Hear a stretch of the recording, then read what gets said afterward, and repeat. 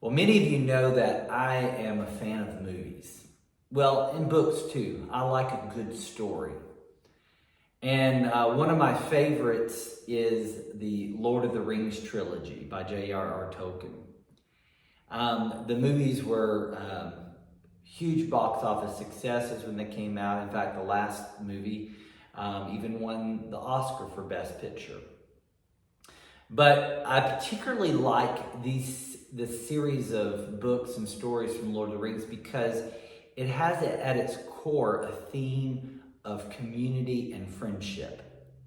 And some of the best stories, if we think about it, whether it's in a book or in a movie or in a television show, it's stories about friendships and community, about not taking the journey in life alone. There's this one particular scene in Fellowship of the Ring where Frodo sets off on his own, leaving behind his best friend, his closest confidant, Samwise Gamgee, because he doesn't want Sam to risk his life to follow through and the task ahead. And so he quietly gets up one morning and he gets in a boat and he starts to go off. Well, Sam gets up, realizes that Frodo is gone, chases after him, and then jumps in the water to swim out to him to catch up to him. Slight problem. Sam doesn't know how to swim.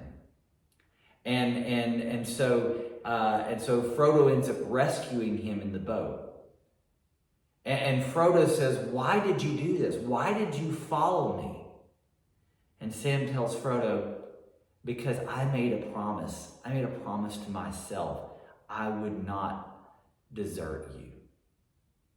You know, we all need friends in our lives. We all need ride or die folks. People to be in community with. People that let us know that no matter what, we can depend on one another.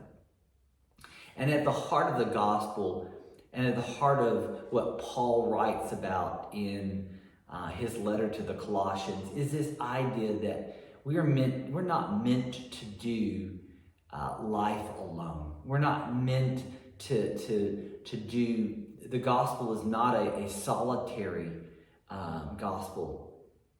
It's one that's meant to be done in community. In fact, if we look at so much of the words that we hear in Scripture, they don't quite translate as well in English as they might have in their original Greek. For instance, oftentimes in the New Testament, when we see the word you, it doesn't mean you in a personal sense as much as it means you in a community sense.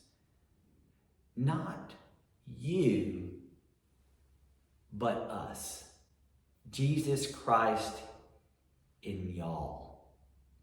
So I hope that you'll join me this Sunday as we continue our series on the domino effect and we continue working through Paul's letter to the Colossians. And we look at why we're meant to do our life and faith in community. See you at 10 a.m. this Sunday.